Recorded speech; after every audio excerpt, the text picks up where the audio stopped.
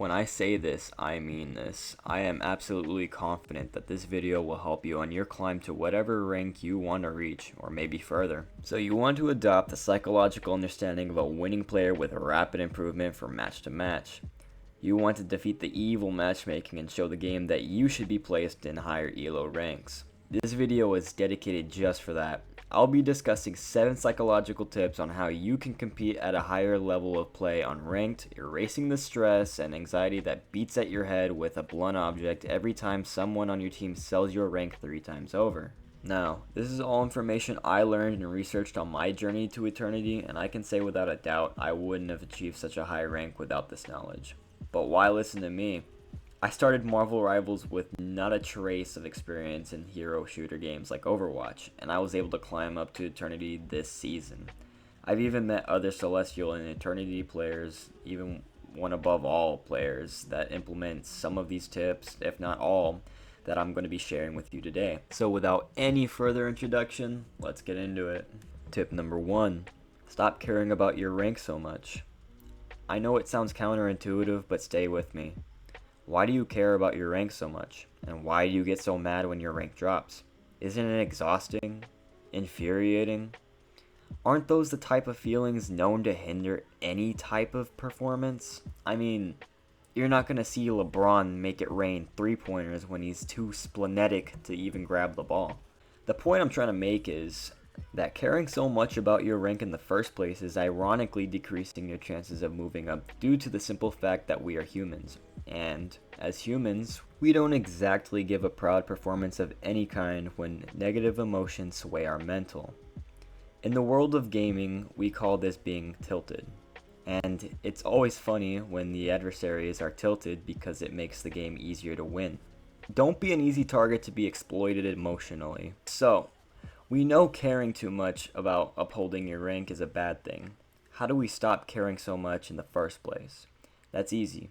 Get rid of your fear of losing. That's right, I'm telling you to lose, but the correct way to lose, because losing is, let's face it, inevitable. You won't see one player with a 100% or even a 90% win rate in any high elo. That's because losing is a part of the game. Sure, it's not a desirable outcome of the game, but it's still a part you have to accept in order to move forward, which brings us to our next tip. Tip number 2, create and focus on process goals instead of outcome goals. Firstly, what are process goals and outcome goals?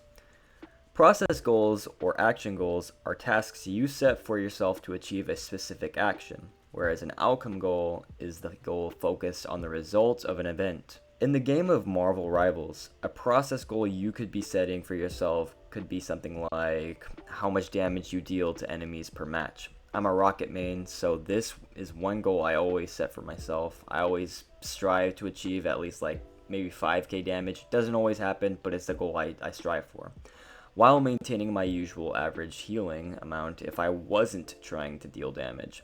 This helps me to get out of being a heal bot and actively encourages me to help my team secure eliminations and apply pressure. Outcome goals would just be whether you win or lose, whether you're aiming to win or lose. Of course, you're going to be wanting to aim to win. But do you see how much more constructive a process goal is compared to an outcome goal is? You shouldn't be going into matches with the mentality of just wanting to win. You should be going in knowing you're going to give a performance so great you'd call it art. Win or lose. I know this can be tough, especially with many people who have an ego bigger than Isagi's from Blue Lock, but for some odd reason, most of the player base in Marvel Rivals is consumed by ego in every elo, which transitions us into tip number 3. Drop the ego, you fuck ass. Be confident instead. Dropping your ego and adopting a humble but confident way of behaving can open up so many more doors of winning a game. And there are very good reasons for this. As someone who puts the matter of the game in the hands of your ego, you are essentially saying you play perfectly and the only reason why you lose is because your team is dog shit, when that's not necessarily the case. You're the reason you're losing, you cocky cunt. You're not going to go Super Saiyan Vegeta your way into eternity unless you genuinely have crazy nutshell skills. Then maybe you can get around being ignorant. But even then, you're still thrashing any room for improvement for yourself because not willing to learn new concepts of play as you think you play perfectly fine. No, you don't. Thinking that way is a great way to get hard stuck in any rank, high or low. Substitute the gross concept of a video game ego with video game confidence. When you're confident, you know you may not be the best yet, but you can guarantee yourself improvement as a player in any direction. You're confident you can adapt to any team, communicate effectively, get your mechanics down, learn from your mistakes, and humble enough to acknowledge your mistakes too. Be this player. Not only will you play better gradually, people will also enjoy playing with you. And I don't know about you, but I play better with people I enjoy a whole lot more. Tip number 4, Murphy's Law. The more you fear or think about something, the more likely it is to happen. Have you ever done something you feared you might do? Something like falling off a bike, stuttering, or voice cracking when talking in front of the whole class? Or maybe you just got plain violated in a way you've always hoped wouldn't happen. This is why I told you to stop being scared to lose. This can go for anything in the game though. For example, maybe you fear that you're going to get strange ulted, or the enemy team is running a very cracked out Spider-Man. These are things you will fear and ultimately will experience because of it. That alone is the sole reason you need to stop worrying about the worst possible outcomes of your games. To counter this, visualize yourself defeating all the odds. Replace those thoughts with, I can easily evade those strange ults. Or maybe their Spider-Man is probably ass and they're going to have a hard time getting a pick with my playstyle. Visualize how you'll defeat the odds and help your team. Let me know if this one helps y'all in your games, and if you're enjoying the video so far, feel free to subscribe or drop a like. It would really help me. Thank you so much. Back to the video and coming to tip number 5. Ignore irrational hate, but listen to constructive advice. I'm sure you know this, but Marvel has been contaminated with a very toxic community, and there's no avoiding them. People are going to hate you for the way you play, what hero you play, hell, even your name could be a reason for the hate. Take it from me. I now main Rocket in Eternity, and the loathing never ends. Most of the hate stems from the idea that someone is at fault for a losing game, and Rocket always seems to catch some strays. I could be in peak performance, outperforming every healer on the goddamn match, and I'll still take blame for it. Why? Because someone needs a scapegoat. People are so quick to blame others other than themselves. It's kind of hilarious, really. Focus on what you can control and stay positive. It's okay to have a bad game as long as you learn from it, of course, and I don't think anyone deserves to be curb stomped with hate just because they're still learning. Avoiding altercations and remaining positive is something worth a lot of respect for. It shows you can make the best of the worst situations in a game, whether you're winning or losing. Tuning out the hate will also reduce your stress levels and help you focus on the match at hand, as listening to someone bitch and moan about a video game for an extended period of time is kind of annoying. However, I want you to be open to constructive ideas your teammates may put out to make the game work in your favor. They may work, they may not work, it's up to you if you want to follow. As long as you're being an open-minded player, you'll be absorbing ideas you can implement in specific situations the game may present. Tip number 6.